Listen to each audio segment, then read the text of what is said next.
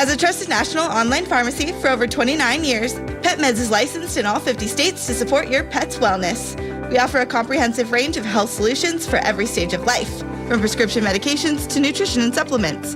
Visit PetMeds.com and use promo code WARRIORS for 30% off your entire order. PetMeds, empowering you to help your pets live longer, healthier lives. What's up, Dub Nation? Do you want to get cash back on Warriors gear? All you have to do is sign up at Rakuten.com/Warriors, where you can earn 10% cash back in store and online at Warriors Shop. Once you're a member, shop your favorite stores like Fanatics and Ticketmaster and watch the cash back add up in your account. Rakuten is the most rewarding way for you to shop and maximize your savings. Join Rakuten for free today at Rakuten.com/Warriors or download the Rakuten app. That's RAKUTEN. The lights, the crowd, the moment. When the Warriors take the floor, greatness follows. At Cache Creek Casino Resort, every moment shines. Feel the rush as the reels spin. Breathe in our serene spa. Savor each bite in our award-winning steakhouse. And recharge in the comfort of our luxurious hotel. Cache Creek Casino Resort, proud partner of your Golden State Warriors. Please play responsibly. Thanks for showing up, Dub Nation. Nothing beats catching your Warriors live, and nobody knows that better than you. So next time you want to hit up a game, Ticketmaster's got your back. As the official ticket marketplace of the Warriors and the NBA, even if you're headed to the game last minute, Ticketmaster gets you to the game so you can experience all the sights, sounds, and styles in person. Keep putting that jersey collection to use and get Warriors tickets today at Ticketmaster. Get tickets at Ticketmaster.com/Warriors. See you courtside again soon, Dub Nation. Hey, Dub Nation. If you're traveling to cheer on the Warriors this season, then the most important thing to pack is the United Airlines app. You can track your bags, change your flight or your seat, get a personalized map of the airport terminal, even talk to a live customer service agent. It's like having a travel agent in the palm of your hand for free. And yeah, that technically makes it a free agent. Download the United app and book your next trip today. United, proud to be the official airline of the Golden State Warriors. You live for this. The wins, the losses, the slam dunks, and the buzzer beaters. The dream that this is your team's year. Hope, it's what keeps you coming back. So you represent with anticipation and with pride. Because when everything's on the line, your support means everything. That's why the NBA Store is here to support you. Check out the largest selection of official NBA gear at NBAstore.com. A Fanatics experience. To Curry, pump fake, flyby, three ball, got it with the buzzer sounding! You've been listening to Golden State Warriors basketball on the Warriors Radio Network. Presented by United Airlines. For tickets, visit Warriors.com or call 888-GSW-HOOP. You wish you were here.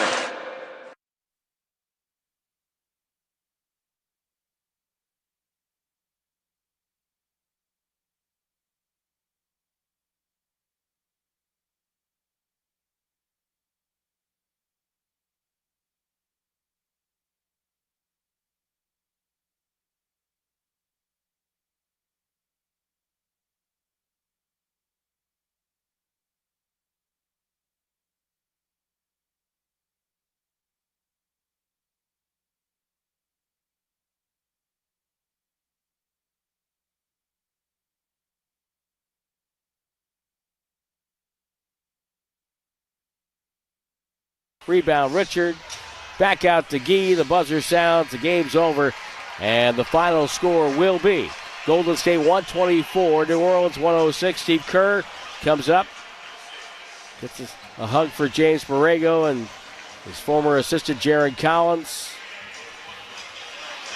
And a lot of connections between these two coaching staffs. Jared Collins saying hi to a lot of his former workmates. Warriors get the win. They go to 9-6 and 3-1 on this road trip with the win. They have clinched at least a split of the 6-game trip and a chance to have a winning road trip. As Tim Roy, as always, he's spot on. 3-1 on the road trip are the Warriors. Tonight was a nice quality Warriors win. It was stress-free, 124-106 the final. Welcome into Warriors wrap-up on 95.7 The Game. Mark Randy with you. A lot to get into here on this Sunday evening. What a weekend for the Bay, too. The Niners win. The Warriors win on Friday night. The Warriors win again tonight. So we got a lot to celebrate here on Warriors Wrap-Up. Pleased that you're joining me here on 95.7 The Game. If you want to shoot me a text, give me a call, you can at 888-957-9570. I've also got the YouTube chat up, youtube.com/957 The Game. I see everyone chiming in on the chat. Sear, Adrian, Kane, Empire, a few others. Keep the chats coming. And again, I got the text line open. The text line is, of course, the Boxer and Gerson Work Injury Attorneys text line. That number the same as the phone number, 888-957-9570. How about Moses freaking Moody? That's where we got to start because Moses Moody started this game himself. He scored 32 points, Moses did. That's a new career high. His previous career high was 30, so he sets a career-high 32 points scored. He played just 33 minutes. We're talking about incredible efficiency, nearly a point a minute for Moses. He scored 32 points on 16 shots. If the three-point line didn't exist, that would mean he was 16 for 16 from the from the field. Of course, he did make a couple free throws, so that would change the math up a little bit. But the fact that he scored 32 points on 16 field goal attempts just talks about how absolutely efficient he was in this game. He made 8 threes. That's also a career high. 8 for 12 from deep. He made 7 threes in the first quarter. He set a career high in three-pointers made in his career in the first quarter alone, and he did it in the first 10 minutes of play. He made 7 threes in the first 10 minutes of this basketball game. He had 21 points at that point, of course, on those 7 threes. He could not miss, and some of it is like Moses Moody getting open shots, and some of it is him, making them. And an open three in the NBA, we see those get missed all the time, maybe a little more often than we would like here on the Warriors. An open three is one thing. That's one that professional shooters should make more often than not, and Moody was making those. But, we're also talking about some really tough threes that he made. Like, not quite like Steph-level difficulty on threes. No one really ever gets to that level. But, like, some catch, and while you're, like, sprinting to the three-point line and you catch while you're still in movement, you set your feet and you jump. So it's not off the dribble, but you're still moving and you're kind of fading. Your momentum is taking you to the side as you shoot. That's not an easy one. He made one in the corner in that way where he was still moving and fading and kind of, leaning one way as he shot it, which was also a really good contest by whoever it was for the Pelicans out on him. There were some heat check threes. Again, there were some open threes that he made, but he also hit a variety of shots. I thought for Moses Moody, this was not only a career day for him in terms of points. Again, he scored 32 points in this game, a new career high. I think it was also like the most diverse shot chart for him, and not just shot chart, because it's more about that, the way in which he created those shots. It was not just your classic catch and shoot. So I think that's really what Moody has been for the majority of his career. And if you're a catch and shoot, a 40% catch and shoot three-point shooter, and you can defend the way Moody can defend, you will be a long-time pro, and you will be a starter and a key contributor on good teams if you get some luck in your career. So, like, not to dismiss that characteristic, that attribute. But what Moses Moody did today, and what I think we're seeing from him over really the last couple of weeks, but we can just, zoom out and talk about the season as a whole, is I think we're seeing from him the evolution of his offensive game. One, it's get the three-point shot up near 40%, and he's doing that, but it's also kind of expand your bag, your offensive bag, because if you are just a catch-and-shoot jump shooter, you are a little bit limited. But what Moody did today was he nailed the catch-and-shoot threes. He also took a couple threes and made them off the dribble. As I was talking earlier, those like fading, leaning, momentum carrying you sideways still as you catch on the run. He made those threes. He had a really nice dribble and a finish inside for an and one. This was not just Moses Moody catches fire from outside. That's why he had a career game. Like, again, that was reason number one, of course. But I also think we're seeing the diversification of Moses Moody's game offensively. And it's incredibly key for the Warriors just to get Moody shooting at a good clip from the outside, because he would make so many of their roster and lineup problems work if he just hits the three ball well. But if he can score off the dribble, and if he can make the fading and the leaning threes, and if he can put the ball on the floor a little bit and create for himself and his teammates, that gives the Warriors another dynamic that they do not yet have. So today was obviously amazing for Moses Moody, and so happy for the kid, what he's gone through in his NBA career and kind of the herky-jerky way that his minutes and his role have gone. It seems to me like he's going to be a Warrior starter moving forward. I don't know. I mean, they can't change any of that right now. He gets inserted into the starting lineup, and the Warriors beat the Spurs twice, and now they blow out the Pelicans. And this is really a continuation of a trend from last year, by the way. We can talk more about that as the evening goes along here on Warriors Wrap-Up. But Moses Moody, great to see him have this kind of success. Again, Warriors win 124-106, but Moody scores 32 points. That's the new career high. How about this? I want to run through the numbers of Moses Moody's first quarter.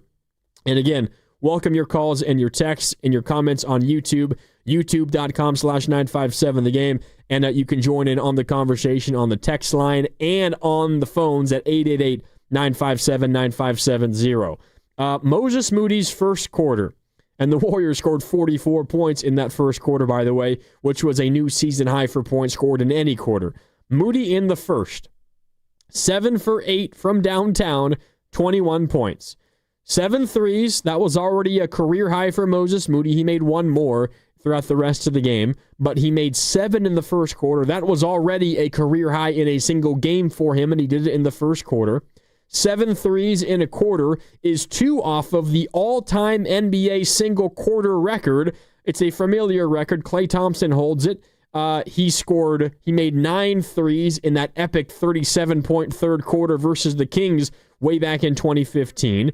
This is Moses Moody's third game this season with 5 or more made threes in his in this season. He had done that just twice before in his career before this season. So Moses Moody 3 times this year making 5 or more threes, and he did that in the first quarter today, by the way.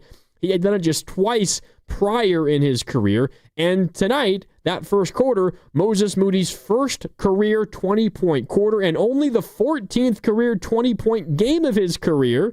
And he did it in the first quarter today. That's Moses Moody's first quarter by the numbers. How about this? Even a little bit more. I mentioned Moses Moody's 7 made threes in a quarter. Only 2 off the single game NBA record. Klay Thompson 9.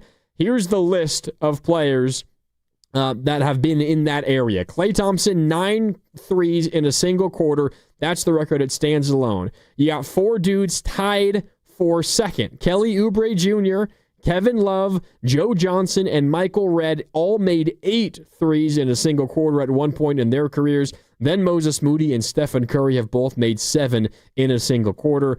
So Moses Moody just did something that he just equaled one of Steph Curry's career marks. And anytime you do that as it relates to a 3-point related statistic, that's pretty damn impressive. So Moses Moody got the Warriors off to a really, really good start. And as we try to dig into the anatomy of this basketball game, that first quarter, I think, is the most important quarter of the game. And that's often the case, but I think specifically in tonight's basketball game, obviously if the game is close, the fourth quarter is going to, become that much more important. But when you are going up against a team in New Orleans that is, frankly, for my money right now, the worst team in basketball, and they might be the worst run team in basketball, although the Sacramento Kings will give them a run for their money there. Didn't mean to take that shot, Sacramento. I apologize, but you're up there. You're always up there. New Orleans, what they did this offseason just goes beyond belief, trading away draft picks for next year, not having a first-round pick next year, all while being the worst team in the Western Conference so far this season. Don't need to get off track. New Orleans is a bad basketball team. That's the bottom line. And they're without Zion Williamson and Jordan Poole today. Okay? So this is a bad basketball team to begin with when healthy. They're a terrible basketball team now with those guys out. So this should be an easy win for the Warriors, right? Vegas had them favored by 10.5 points. You would think that this should be a win the Warriors cruise to. And they did. So credit the Warriors for that. But this is the classic game where you're coming off the emotional high of consecutive wins in San Antonio. wins in San Antonio that multiple players on the Warriors said felt like a postseason game, by the way. And you kind of, wash that bad taste out of your mouth from Draymond's post-game comments talking about, individual and personal agendas and a lack of a commitment to winning. And then you win 2 games against the same team, but a really good team in that. And it takes kind of a historic Steph Curry to do it, particularly in the second of those 2 games. This is a natural emotional letdown spot. And I think the way that you get yourself in trouble is you don't come out with your foot on the gas in the first quarter. You allow that team, the Pelicans tonight, that was the opponent. You allow the Pelicans to get a little bit of momentum, get their footing. They feel like, all right, we're down Zion, we're down Poole, but we got a chance to win this game. They build a 10-point lead in the first quarter, and then suddenly you're in a dogfight for the rest of the game. The Warriors did not let that happen. They did not let that happen, and they came out, and this is specifically to credit Moses Moody, but they came out and played one of their best quarters of the season, definitely their best quarter of the season offensively. How about the numbers from that first quarter alone for the Warriors? They scored 44 points. Moses Moody had nearly half of them himself with 21, but they made 10 of 16 threes in the quarter. It wasn't just Moses. Of course, a gigantic chunk was him, 7 for 8 from deep. But Jimmy Butler also made a 3. Podziemski also made a 3. Al Horford made a 3 in the first quarter. Jimmy Butler was a perfect 3 for 3 from the field with 8 points. Podziemski was 3 for 4 from the field with 7 points. This was a near-perfect offensive quarter for the Warriors. The only real, mark against them was 4 turnovers in that first quarter. But considering that they were shooting 56% from the field and 63% from deep in the first quarter, those turnovers really didn't matter all that much. Getting out to that quick start in the first quarter was imperative because you don't just immediately put the Pelicans away in the first quarter, but you kind of just set the stage and set the tone for what this game was going to be. Got a little close at one point late in the second quarter, got down to 4. Warriors immediately push it right back up to 12 with an 8-0 run to close the first quarter. Kind of a similar moment in the third quarter. Towards the end of that third quarter, Pelicans got back within 11, but the Warriors push it back up to, I believe, 14 going into the fourth. Then it balloons all the way up to 24, and the game's over at that point. So the beginning of this basketball game was really, really key, and a lot of that was Moses Moody. You cannot just let a team hang around on the road in a game in which you feel like you should win. The Warriors have been down that road so many times. I think, a perfect example of this is think back to earlier this season for the Warriors. Remember when they began the season 4-1? We know what happened. They beat the Lakers in LA to begin the season. They followed that up with an epic overtime win at home versus the Nuggets. Steph Curry scored 35 points in the second half in overtime. They're 2-0, feeling good about themselves. A back-to-back in Portland kind of felt like a scheduled loss, considering it was overtime the night before at home. Then you travel. We know how all that works. Then they returned home, and you beat Memphis, who we'll see. Memphis, if they get healthy, they will be better, but they kind of feel like a broken team right now with the drama around Ja. Still, though, it's a quality win for the Warriors. And then at home, you beat the Clippers, and you do that on a back-to-back, and you hold them to 79 points, and you win by nearly 20 despite not scoring 100, and you're 4-1, and things are feeling great, and you go on the road, and you get a little bit of, a break because Giannis isn't playing in Milwaukee, and you think, oh my God, Warriors are 4-1, catching a break in Milwaukee. This is going to be a 5-1 team. Then Indiana's up next. They might be 6-1. Then they return home versus Phoenix. And then Sacramento, oh my, this team might be 7-1, 8-1, 7-2, 9 games in. And then what happens? You look ahead for a second.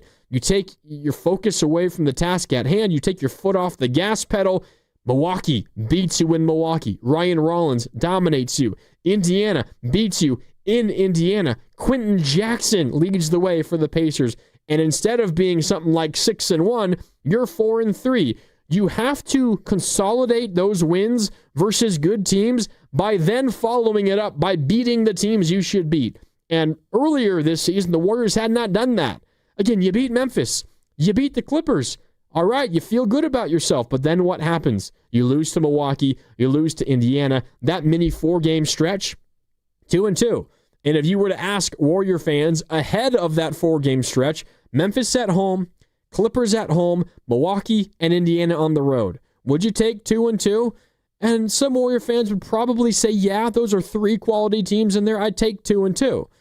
But when you win the first 2 against quality teams, and then you catch the breaks versus Milwaukee and Indiana that you did, that should be 4-0, 3-1 at the very least. And those losses in Milwaukee and Indiana turned that stretch into a net negative, despite the fact that you beat 2 really good teams in that stretch. So what the difference was tonight was the Warriors followed up those San Antonio wins on the road versus Wemby and the Spurs. When Steph scores a combined 95 points in 2 games, you consolidated those wins by winning tonight against a team that you should.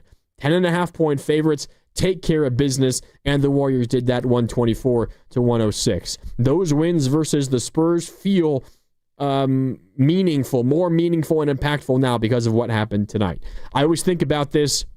If you're a big tennis fan, it's the same exact thing in tennis. You're playing in a big match, or you're watching a big match, you're rooting hard for somebody, and they break someone's serve, right? You're playing singles. It's Sinner versus Alcaraz. It's the championship. It's the final of the U.S. Open, the 2 best players in the world. Sinner breaks Alcaraz's serve. Very few players break Alcaraz's serve, but Sinner does it. The only way it really matters is if Sinner then turns around and holds his own serve. You upset somebody winning off their serve, and you just follow it up and allow your opponent to win off of your serve, it's a wash. That's what those recent stretches had been for the Warriors, but not tonight because the Warriors won this game versus the New Orleans Pelicans. Hell of a win for the Warriors in this one. Again, one that they should win. We're not going to sit here and say this is the best win of the Warriors season, but really, really impactful because I think tonight was something the Warriors had not yet done this year. It was follow up a good win by beating a team you should beat. And they hadn't done that yet this season. Haven't had a ton of opportunities, but they've fallen flat on their face in their previous opportunity before this one. Tonight, they took care of business. They win 124-106. It wasn't just Moses Moody, by the way. Moody was awesome, but this was the Warriors coming out party offensively. They scored 124 points in this game. Not the most they've scored all season. They scored 137. In overtime, they scored 131. In regulation, they scored 125 just a couple of nights ago in San Antonio, 124 tonight. But from the three-point line, they were amazing in this game. They made 24 threes. That's the most in a game for the Warriors so far this season. And let's count them up. I believe the number is 11, but I want to confirm this for you. All 5 starters made a 3. And then you got 6, 7, 8, 9, 10, 11 Warriors players made 3s tonight. Moses Moody made 8. Pajemski and Buddy Hield made 3. Draymond Green made 2. Al Horford made 2. And then Will Richard, Jimmy Butler, Steph Curry, Quentin Post, Guy Santos, and Pat Spencer all made a 3. 11 Warriors made 3s. You made 24 as a team. You made 24 3s in the game. You are going to win that basketball game, and that's what happened tonight. Great to see the Warriors team-wide shooting kind of pick things up. If I would have told you coming into this game that the Warriors were going to make 24 threes, you might have believed me. You could have gotten some good odds on that, but it's not like out of the question. Teams make 20-plus threes pretty often in the NBA these days. But if I were to tell you they would make 24 threes and Steph Curry would make just one of them, you probably would have called me insane. That's what happened tonight. 24 made threes by the Warriors, and Steph only made 1. How about this? Take away Steph Curry. Take away Steph. The Warriors were 23 for 50 from deep. 23 for 50 without Steph. Steph did not have any kind of shooting night. He was 2 for 11 from the field and 1 for 6 from downtown. And that also is a major plus for the Warriors. You were able to win a game versus the Pelicans. Again, a game in which you should win. Not arguing otherwise. This is not a crazy upset of any kind. But as you look through and analyze this game and you do the calculus on it, you say, all right, Steph had one of his worst shooting games of the season, scored just 9 points, was 2 for 11 from the field, 1 for 6 from downtown, turned the ball over 4 times, yet you won by 18 points and you had a 24-point lead at one point. Like, considering what the Warriors were in San Antonio, when, you win 125 to 120 and 109 to 108, but Steph scored 46 and 49 in those games, and particularly the second game, Friday in San Antonio, the Warriors' most recent game before tonight. You needed Steph in every single one of those 49 points. You were down by 10 in the fourth quarter. Steph checks back in. The comeback immediately is on. After what happened in San Antonio, 2 epic wins and 2 of the best wins of the season. It's that one and it's Denver. For my money, is the 3 best wins of this Warriors season. It's not that close, in my opinion. But you were so incredibly reliant on Steph Curry in those games. So reliant on Steph. And tonight was a nice change of pace. Do you want Steph to go 2 for 11 from the field? No, of course not. But it's nice that the Warriors were able to win this basketball game relatively drama-free, without any stress, without having to ask that much of Steph. And as you look forward, and we will look forward before the night is over, just quickly look forward as you look ahead to the final 2 games of this road trip, in Orlando Tuesday, in Miami Wednesday. I thought previously there was a pretty good chance that, Steph, Draymond, Jimmy, some combination of those guys don't play in both ends of the back-to-back. Not saying all of them sit out, but I think there's a chance that we see some of them. Maybe not Steph, because Steph just had the time off with the sickness, but maybe Jimmy, maybe Draymond. Draymond's been a little bit banged up. There was talk that he might miss one of the San Antonio games, ended up not. We'll see how it all plays out. We know Al Horford will not play in both ends of that back-to-back. Point is, though, tonight's win, where Steph only plays 28 minutes, where Jimmy plays 31, where Draymond plays 25, this kind of win maybe allows those guys to play both ends, potentially, of the back-to-back coming up midweek, Tuesday and Wednesday in Orlando and in Miami. So we shall see. But that's also why this game and tonight's game for the Warriors was valuable, because you did not need Steph to score 40-plus to win. 2, they didn't need to play 30 minutes for the Warriors to win. Jimmy Butler did, but not Steph and not Draymond. That's also a major, major plus in this one for the Warriors. It's the Warriors' first 3-game win streak of the season. They won 2, lost 1, won 2 to begin the season. Then they lost 2, won 1, lost 2. Then they went win-loss, and now they've won 3 games in a row, trying to make it 4 coming up on Tuesday in Orlando. But this is over a 3-game stretch, the most consistent basketball the Warriors have played so far this season. They did a lot of other good things tonight as well. I'm seeing it come in on both the text line, the Boxer and Gerson Work Injury Attorneys text line. And if you want to weigh in, give me a call, shoot me a text, 888-957-9570. I also see it on the YouTube chat, youtube.com/957 the game. If you want to weigh in, everything we do on YouTube, powered by First NorCal Credit Union. Will Richard, I thought, was really awesome in this game once again. He scored 9 points, had 7 rebounds, was 4 for 9 from the field. It's all the small things for Will Richard, always, and it's kind of it's honestly what Moses Moody does as well. Moses Moody tonight just screamed at you, not the quiet things, not the small things, the big things screamed at you with Moses and his 8 made threes and his 32 points, a career high. But they do a lot of the same things. It's grabbing offensive rebounds. Will Richard, let me ask you guys this before I give it away. Will Richard had 7 rebounds today. Can you guess how many of them were offensive rebounds? Will Richard, 7 rebounds today. How many were offensive rebounds? I'm going to wait for a couple of comments to come in on YouTube, so let me know before I give it to you. I'm asking this because the number is pretty high, which is probably going to surprise some of you. But the same can be said for Moses Moody. He does a lot of those same things. Now, Moody had 4 boards today. Only one of them were on the offensive side. But they do a lot of the same things, and being in the right spot at the right time, cutting in the right moments, getting a clutch offensive rebound, defending well on the perimeter, contesting hard. Let's see, a couple of guesses coming in. Ace says 4. LM says 4. No says 5. No is correct. 7 rebounds today. 5 offensive rebounds for Will Richard. Will Richard has a knack to get on the offensive glass, whether it's tapping rebounds away or sneaking kind of under the basket from the baseline, underneath on the inside of a big and boxing him out and sneaking in and grabbing a board. He had 4 made field goals today. I'd have to run through the game log and the play-by-play, and maybe I can do it here in a break in about 6 minutes. I think at least 2, if not maybe more, of his three 2-point field goals were on putbacks on his own offensive rebounds. I highlighted a single moment, and let me find this. Let's see. Here it is. There's a moment with 8 minutes and 15 seconds left in the third quarter. Warriors are up big. They're up by 18 at this point. So the game feels relatively safe. It's still early second half, so anything can happen, but you feel really good about yourself. 8:15 left in the third quarter. Draymond Green tried like a fast break reverse layup and missed it. Will Richard got the offensive rebound and kicked it out. Ultimately led to a Draymond Green left wing 3. He was wide open and he missed it.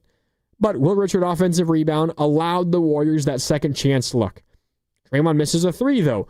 Who gets the offensive rebound but Will Richard? And actually it was Moody who was kind of in there helping him. Moody didn't get anything in the stat sheet for this, but his effort did allow Will Richard to get that offensive rebound. So both of them get credit in my book, but really it's the offensive rebound that goes in to Will Richard's column in the stat sheet.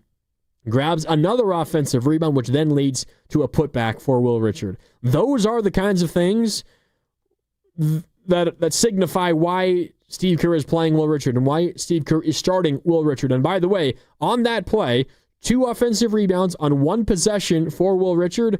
After his putback on his second offensive rebound, the whole bench gets on their feet, Steve Kerr included, and a major fist bump by Steve Kerr. Like, go back and watch the play. It was 8:15 left in the third quarter. Will Richard, 2 offensive rebounds. Moody was involved in one of them. The second one resulted in a putback for Will Richard, and Steve Kerr, like a forceful fist bump. That is precisely the reason why Will Richard is playing, because he does those kinds of things all of the time, and those are winning plays. It's what also Moses Moody does. Moody just happened to add on to tonight like a Steph Curry shooting night. And if you get the Moses Moody little things and the effort plays and the defense and the 3-point shooting like a Clay or a Steph, you're going to be the player of the game, and that's what Moses Moody was today. But I thought Will Richard was very good once again for the Warriors in this one as well. All right. We got to take a break. It's Warriors wrap up here on 95.7 The Game. Mark Randy with you. A lot more to dive into. The Dubs knock off the Pelicans 124-106. They've won 3 games in a row for the first time this season. They're now 9-6, and this, for my money, is the best basketball they've played over a 3-game stretch this season. Plenty more to get into, though, here on Warriors Wrap Up. There were some rough moments in this game. I thought the Warriors responded, though, in perfect moments. And a little bit of history for Buddy Hield as well. Lots to get into, plus your calls and your texts. 888-957-9570. We're back with more. Warriors Wrap-Up continues after this on 95.7 The Game. Hey, this is Joe Shasky from 95.7 The Game. Want to hear something super? Well, Merit America wants to get you on the path to a super new high-paying career with free coaching and training. And the first step is a super job working at the super big game. Go to meritamerica.org/super and see how you can sign up for super career training in HR, logistics, data analysis, and much more for free. So go to meritamerica.org/super. This is a super opportunity, and it's brought to you by Merit America. This is Chris Dolan. And I'm Vanessa Deniston, senior attorney from the Dolan Law Firm. Chris, what's with all these out-of-town personal injury firms coming into the Bay Area with these catchy jingles and funny names? Unlike the Dolan Law Firm, most of these firms are from out of state or in L.A. The Dolan Law Firm is headquartered right here in San Francisco, going on 30 years. We live here, we work here, we win here. The Dolan Law Firm, we're the best lawyers we hope you'll never need. DolanLawFirm.com. There's a party at your house, but some are uninvited. Yeah, it's bugs. You've got ants, spiders, maybe a mouse or 2. It's a full-blown shindig. But don't let these party crashers ruin your good time. Visit GoPestControl.com and let them show those pests the door permanently. Because when the only guests you want are your friends, leave the pests to them. Visit their website today, ATCOPestControl.com, before your house becomes a full-blown infestation. Call 888-900-9697 now for 10% off your initial service. The following is an attorney advertisement. If you get sidelined by a workplace injury, the workers' compensation attorneys at Boxer and Gerson can help you get back in the game. Our team of skilled attorneys will fight by your side for the treatment and compensation you deserve. We care about justice for injured workers. That's what makes us Northern California's premier workers' comp law firm. Call Boxer and Gerson at 510-835-8870 or visit boxerlaw.com for a free consultation. Boxer and Gerson, your life is worth the fight. It's time to get away to Cache Creek Casino Resort during our Frosty Fortunes drawings going on now until December 21st. Celebrate the holiday season with hourly cash prizes every Sunday from 1 to 6 p.m. And don't miss the grand prize drawing at 7 p.m. where you could win up to $25,000 cash. Get away today and cash in at Cache Creek Casino Resort. A California without big tobacco? It isn't just possible, it's already happening. Over the past 30 years, California has cut smoking by 60%, lung cancer by 52%. A couple of our cities have already ended tobacco sales. Every day, Californians are doing their part to create healthier communities, protect loved ones and neighbors from big tobacco's deadly epidemic. See our progress at undo.org. Do you owe $10,000 or more to the IRS like Mark? I've been doing home remodeling for 30 plus years, but the economy crashed. I wound up losing my home, losing my job, and on top of that, owing the IRS a ton of money. I owed the IRS $114,000. It really, truly was the worst part of my life. Then Mark found tax relief advocates. On news radio, I heard about TRA, and I thought, what's the worst that could happen? So I picked up the phone and I called them. When it was all said and done, TRA settled my $114,000 debt for $100, and I'm telling you, I was ecstatic. Could not believe it. Would recommend TRA to anyone. If you owe 10 or even hundreds of thousands of dollars to the IRS, don't lose hope. Do what Mark did and call TRA for a consultation. But TRA did. They gave me a second chance, and I'm forever grateful. Visit TRA.com or call 800-491-9914. 800-491-9914. That's 800-491-9914. This is Larry Flick, owner of The Floor Store. You know that thing that snuck up on you last year called the holidays? Well, they're coming again. But it's okay, because our pre-holiday sale is already here. Now through November 17th. Everything in the store is 30% off. Carpet, hardwood, laminate, waterproof flooring, I mean everything. And installation before the holidays is guaranteed. It's our biggest sale of the season, but it ends Monday. Go to floorstores.com to find the nearest of our 11 showrooms, from Santa Rosa to San Jose. The Floor Store, your Bay Area flooring authority. In sports, success is about team effort, and the same is true for your hair. At Great Clips, we save your haircut details in clip notes, so every member of the highly skilled team knows exactly how to create your signature look. And with our easy-to-use app, you can check in from anywhere and get a ready next text when you're up next for a cut. It's the confidence of a great haircut delivered by a team you trust. Download our app today.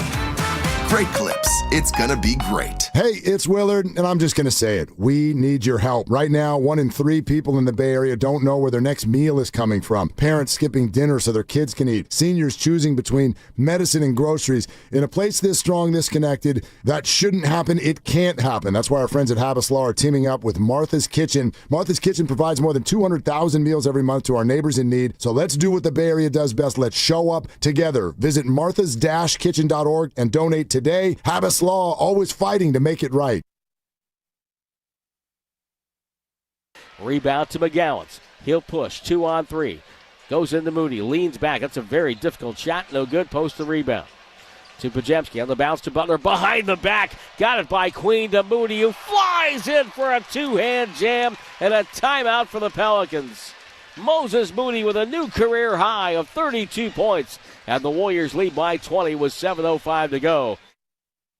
Now back to Warriors Wrap Up on 95.7 The Game. That was one of the smoother plays of the game in that third quarter.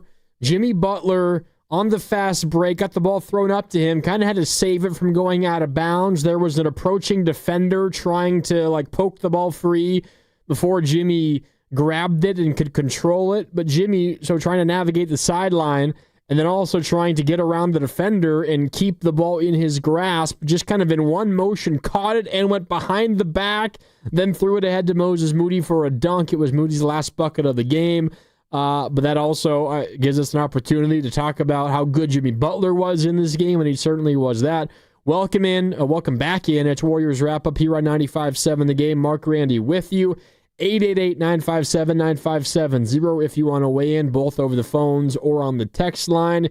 You can also chime in on the YouTube chat, youtube.com/957 The Game.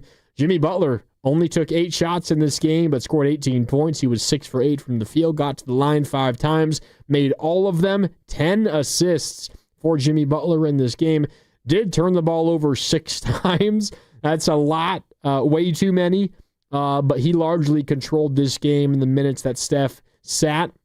Steph was a plus 18 in the 28 minutes that he played, which means when he sat, it was an even basketball game. And the reason why it was not a plus for the Pelicans is largely because of what Jimmy Butler did. It was not like the overly dominant Jimmy Butler game that we've seen at times this season. I think back to the first game of the season in LA versus the Lakers, when Jimmy Butler was very good and probably was the Warriors' best player in that game. And he was also really good in San Antonio, particularly on that first game on the Tuesday. On the Wednesday. But Jimmy was in control of this basketball game, and part of the reason why the Warriors have won their last 3 games is because the non-Steph minutes haven't been a disaster. And the reason the non-Steph minutes aren't a disaster is because Jimmy has, I really think, upped the, the it factor, the effort, the intensity when Steph's been out. And, for so many of these veterans, guys that have, seen the wars before and seen them countless times, like Draymond has said this publicly and has gotten him in a little bit of hot water with fans and maybe with the league in general, how hard it is for him. And this is, I think, true for a lot of veterans, how hard it is to get up for a random game on a Tuesday in November. Like, it's one thing if it's OKC and if it's San Antonio, but if it's Charlotte on a Tuesday in November, like, it's difficult to get up for those games. That's the reality that a lot of these players face. I think for us on the outside, that's kind of a weak excuse, but I think it is the way that it works a lot of times in the NBA. So when the stakes are higher and you have just a little bit more than your average NBA regular season game, that's when Jimmy Butler tends to be at his best. And that's why the San Antonio performances didn't really shock me, because those games felt like more than just a normal regular season game. Now, tonight was kind of a normal regular season game, which why I think it was also a positive that the Warriors were able to get this win, why it was positive that Jimmy played the way that he did in this kind of, again, normal, sleepy kind of game. Steph did not score, make a field goal until the second half, and his first field goal was a Jimmy Butler gift to him on a fast break. Jimmy could have had a dunk, a layup, could have stood at the rim for 5 seconds and still could have scored without anybody contesting his shot. Instead, he waited and kind of shoveled it off to Steph for an easy lay-in. But you get that kind of performance from Steph on the road in a classic emotional letdown spot, and he win by 18 points. It's a credit to Moses Moody, and it's a credit to Jimmy Butler, who kind of controlled this game while Steph was out at times. I want to jump back to something about Moses Moody that I needed to touch on, and then when we're done with that, we're going to hear from Steve Kerr, plus Moses Moody has spoken post-game, so has Will Richard. You're going to want to hear a lot of what these guys had to say. We will do that coming up, but I'm mad at myself for not bringing this up the first half hour of the show. Moses Moody was amazing in this game. I'll read his stat line to you one more time. Not that you need it, because I'm sure you guys all know what he did and you watched what he did. But Moses Moody, 32 points. It's a career high. 10 for 16 from the field, 8 for 12 from downtown. Those 8 threes a career high. He made 7 of them in the first quarter, by the way. Also 4 rebounds in this one. The 3 steals, though. 3 steals for Moses Moody. And he did all of that offensively while simultaneously being in charge of defending the Pelicans' best perimeter player for the most part throughout the course of the basketball game. And that's what he's been doing of late. Until De'Anthony Melton is back and is playing major minutes, Moses Moody is the Warriors' go-to perimeter defender. All right, you're playing against an elite ball handler, an elite, jump shot maker and drive and scorer. Moses, he's your guy. Good luck. So what Moses is doing offensively is all the more impressive because of what he's asked to do defensively. Now today, not like the Pelicans have like this crazy perimeter guy who scares the living hell out of you, but Trey Murphy's a hell of a player. Jeremiah Fears, the rookie, I'm a big fan of. Pretty good. Jose Alvarado off the bench is difficult to deal with. So you've got some guys, but nobody that's on the level of like a De'Aaron Fox or a Stephon Castle, or you go back to or you go back to OKC and it's Shea, right? Or even earlier in the season, Jamal Murray or Luka Doncic, right? Like it's not that level, of course. So tonight, maybe not as impressive as some of the other assignments that Moody has been given defensively. But I want to talk about his defense because he's consistently making plays that aren't just stopping, the opponent's attack offensively and getting a stop, but he's directly leading to points on the other end for the Warriors. He had 3 steals, and his 3 steals today. His first steal immediately led to free throws for himself. It led to a fast break that led to free throws. He split the free throws, but, got to the line. That's a scoring opportunity created solely because of Moses Moody's defense. Second steal led to that Steph Curry layup that I was talking about, his first made field goal, the one where Jimmy Butler had a year to gather his thoughts before deciding what to do at the rim. That was a Moses Moody steal and throw ahead, by the way. His third steal led to a wide-open Podziemski 3. I believe it was in the third quarter. Actually, I think it was late in the second quarter. Yeah, it was one of the final possessions of the second quarter. Wide open, Podziemski left wing 3, tried for like a quick 2-for-1, missed it. But a wide open 3 on a fast break thanks to Moses Moody's defense. Those are 3 Moses Moody steals, and those were the 3 that he had in this game. 3. Jimmy Butler also had 3, and they all led to either points or a direct great look at the rim. And that's the case for a lot of steals, but it does feel like when Moses Moody comes up with a play defensively, it not only gets your defense to stop, but it gives your offense an opportunity to score immediately.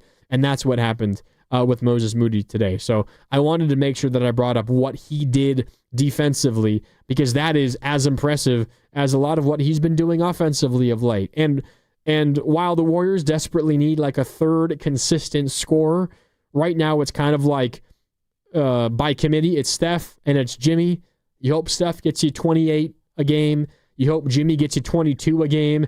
And then you hope one of your others, whether it's Moody, whether it's Kuminga when he's healthy, whether it's Podziemski, whether it's Will Richard with a night here or there, whether it's Buddy Hield who catches fire, maybe Al Horford breaks out of a slump, and they get you 16 or 18 points. The Warriors are hoping for somebody else to do that, and right now it's kind of a rotating cast.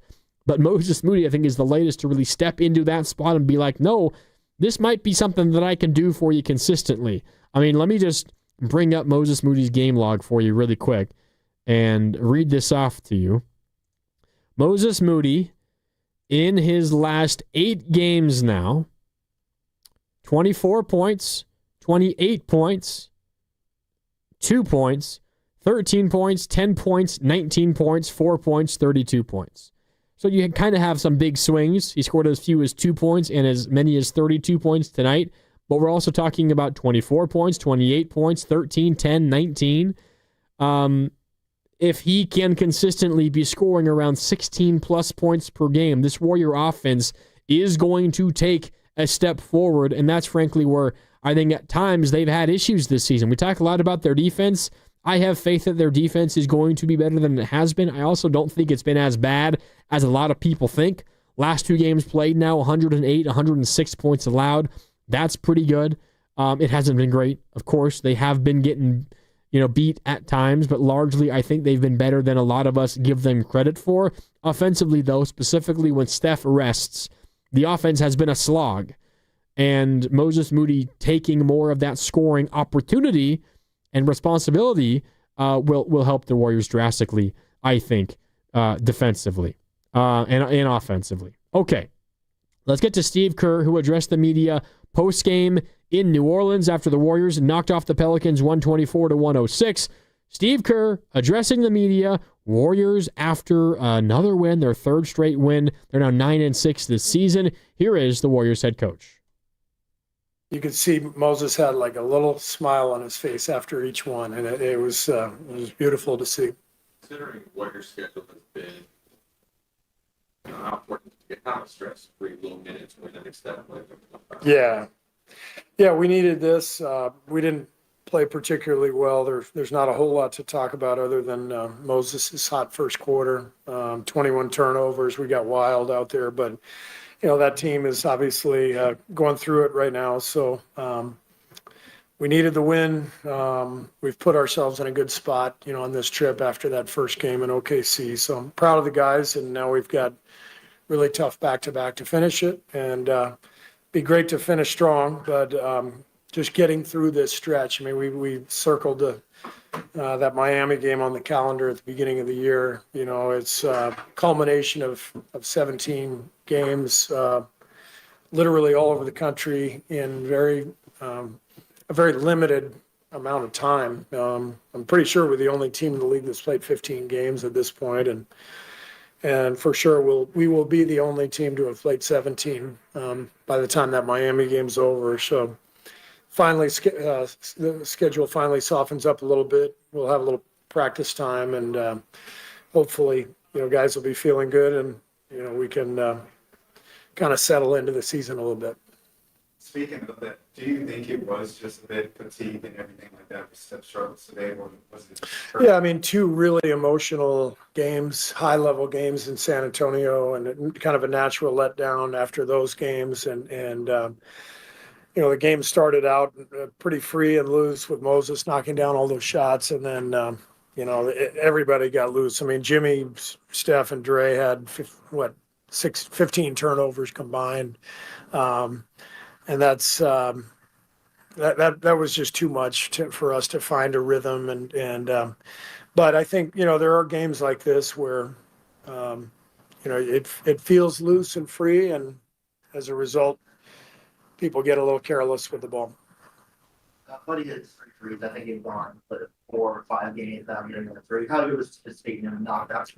Well, I was happy for Buddy because he's been playing so hard defensively, and it was good to see him get rewarded for his hustle, his energy. He's everybody's favorite guy in the locker room. He's just such an incredible human and teammate, and so you always pull for guys like that, and it's usually just a matter of time for Buddy. I mean, somebody in the locker room said he just became the 15th player with the 15th most threes. Raymond didn't know, but our coaches knew. And so sometimes you have a PR guy who's on it and like sharp, and sometimes you have Raymond. So you just try to gut it out as a coach and see what you can do. He really got on. Yeah.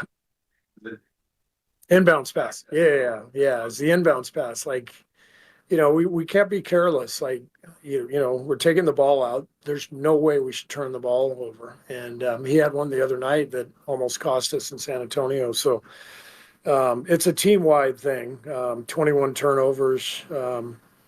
So we know if we want to compete at the highest level, we've got to get a lot better. Like Draymond was a fan was talking to Draymond. What happened in the second quarter? Did you see that or see what happened? Who?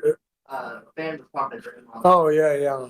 I don't know what happened, but I saw it. Yeah, he must have been chirping at Draymond or something, and I didn't know exactly what was said.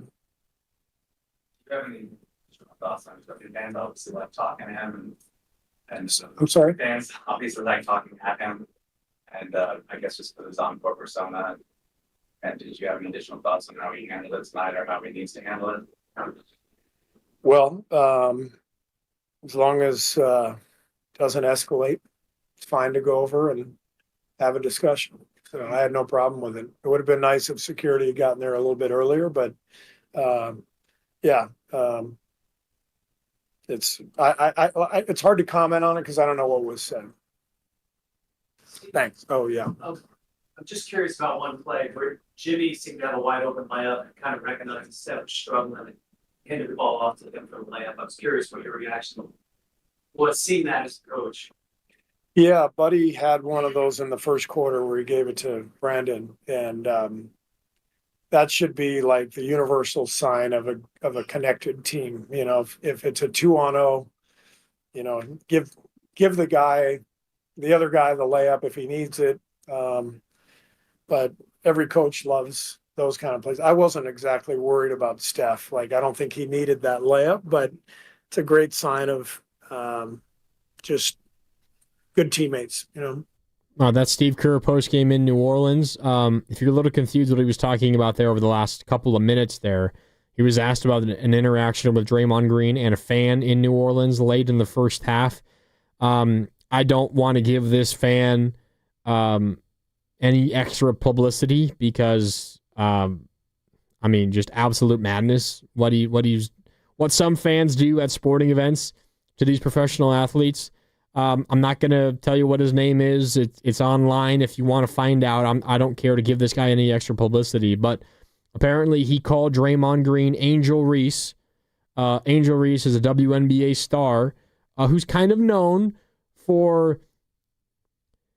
Angel Reese is made fun of by a lot of basketball fans for missing shots in the paint, not purposefully, but often enough to the point where she gets a lot of offensive rebounds because she can't finish around the rim. That's kind of the joke that goes around with Angel Reese. So apparently this fan called Draymond Green Angel Reese repeatedly. Draymond has said post-game that he just kept calling me a woman. The fan has said that he called Draymond Angel Reese specifically. There was a moment early in this game. It was one of the first possessions of the game. It might have been the first possession of the game where Draymond had 4 offensive rebounds on one possession because he couldn't get the tip in to fall. It happened like 3 or 4 straight times, which probably is what the fan had in mind when talking about it. But if you were confused, I don't need to spend any more time on it. I think it's ridiculous, the access that some of these courtside fans have to players. But if you were confused at all what Steve Kerr was talking about, that's what it was. That moment between a fan sitting courtside in New Orleans late in the first half with Draymond Green. That's what it was about. 888-957-9570 if you want to weigh in. Again, 888-957-9570. One moment that I want to emphasize here as really, really important is the run to close the first half. So Warriors got off to a great start. They led by 16 points, 44-28 after the first quarter. New Orleans then kind of controls the entire second quarter. For the vast majority of the quarter, they were the better team. The Warriors offensively really struggled. The lead was down to 4. It was 53-49 Warriors. 2 minutes left in the second quarter. The Warriors were on a 4-minute and 15-second scoreless drought. Not just no-made field goals, also no-made free throws. 4 minutes and 15 seconds without a point.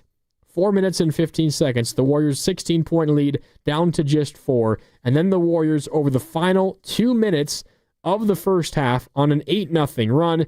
Jimmy Butler got to the free throw line, break the seal. How do the Warriors do it? When they can't score, all right, Jimmy, get to the line. Jimmy did that and made both free throws. Then Pajemski backed down his defender, hit a little 12-foot fadeaway. Pajemski then a layup off a Jimmy Butler assist, and then to close the half, Jimmy Butler a steal and a dunk just before the halftime buzzer. That 4-point lead back up to 12, an 8-0 run over the final 2 minutes of that first half, from up 4 to up 12. That's a huge difference. And if you're New Orleans, you worked so hard in that second quarter to limit the Warriors on the Warriors' offensive half. You held them to 9 points in the first 10 minutes of that second quarter. And then the Warriors go on an 8-0 run to close the half. The 4-point lead is now a 12-point lead. And for New Orleans, that's backbreaking. You worked so hard to get back in the game. Then you get into the halftime locker room, and you're looking up, and you only trimmed 4 points off the first quarter deficit of 16. Instead of being down 4, 5, 6, maybe 2, or maybe it's tied, you're down 12. That was a huge, huge, huge sequence. And you got to credit Jimmy Butler and Brendan Pajemski for what they did there down that stretch. The first quarter or the first half was a tale of two quarters. 44 points in the first quarter for the Warriors, 17 points in the second.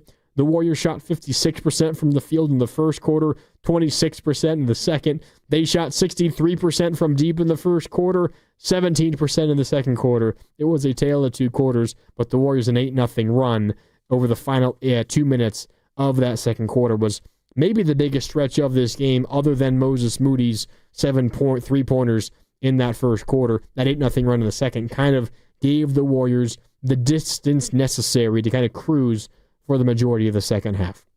All right, 888-957-9570. If you want to weigh in, again, 888-957-9570. Let's hear, though, from the man of the hour, Moses Moody, a career-high 32 points, made 8 3-pointers, also a career-high. 7 of those 8 came in the first quarter. Here's Moses Moody talking about this game. I don't know. I feel good coming into the game today. You know, they had the music playing. We in New Orleans. It was a good vibe going on. He felt good. He did mention on the post-game walk-off interview on NBC Sports Bay Area with Fitz and Buki that he loves playing in the South because, you know, he's born and raised in the South. And he said, when I'm here, my joints feel better. So maybe there's something to the atmosphere of the South that Moses Moody likes. He certainly looked good tonight. Moses Moody talking about the work that he put in this summer, specifically on his shot. I put a lot of work in this summer, so you know you putting all that work in, thinking that you that you're getting better, thinking that you're just gonna make a difference, but it's really validating when you get into the season that it actually does. Yeah, and Moses Moody has put together a really awesome start to begin this season. I mean, just think about his 3-point numbers now so far this season. He's played in 12 games. I think this might have been his 13th game. I don't think these numbers have been adjusted just yet. Let me figure this one out. Moses Moody shooting 42% from deep. 42% from deep this season, which is a hell of a number for Moses Moody. And if he's just anywhere around there, the Warriors will absolutely take it. So the work that he put in the offseason is absolutely paying off, and good to see it pay off in meaningful games for the Warriors. Here's Moses Moody on making 8 threes for the first time in his career. I've had some games feeling good like that in the NBA too. That's actually my first time having 8 threes. I've hit 7 threes like 30 times in my lifetime. I've done that plenty of times. But I got an uncle that told me when I was young, like that he like the most he hit was 8. So I've been trying to get it my whole life, and he's like put a curse on me. I've never gotten it, so I'll probably give him this jersey or something. That's cool. That's awesome for Moses Moody. He's made 7 threes, a lot in his career. I'm sure he's talking about college and probably even high school. Who knows? Maybe even, like, I don't know if they have CYO out there and where he grew up, but, in those youth leagues growing up, maybe the most he's ever made in a single game was 7. But he's got a cousin or whoever it was, an uncle, who made 8, and he wanted to match him with 8, and he made 8 tonight, and he's going to give that family member his jersey, which is cool. Moses Moody, it's impossible to not be happy for someone like Moses Moody and what he did tonight with a career-high 32 points. What about Will Richard, who also was good tonight in another start? What did Will Richard think about Moses Moody's game? Yeah, he was aggressive. I mean, he took the right shots, got in the rhythm early, and it kind of sustained him through the whole game. So definitely good to see him get it going like that early and help us win. Yeah, I mean, I don't think there's a single Warrior fan out there or a Warrior player out there who is not smiling right now thinking of what Moses Moody did. Another one of them is Pajemski, who spoke post-game. Here's Pods talking about Moody. I mean, Moses is a great shooter, and he's not a person that's going to talk about himself or be loud about it, but he's a great shooter, great player. We needed that tonight, especially the way they were defending Steph, just trying to keep the ball out of his hands, really. And so Moses did a great job in that first group stepping up. Yeah, Moses did. Praise from all of his teammates, at least the ones that spoke post-game. I'm sure the same thing is happening behind closed doors in that locker room talking about Moses Moody. I shared this stat with you guys all on Warriors Live. If you missed it, I'm going to give it to you guys again. There's a lot of talk about, when Jimmy Butler plays, when Steph and Jimmy play, how good are the Warriors? When Steph, Jimmy, and Draymond play, the Warriors are, they have X record, X number of wins, X number of losses. I think what's the most telling statistic and one that I think we're going to track all season long because the Warriors are showing no sign of slowing down when they deploy this lineup.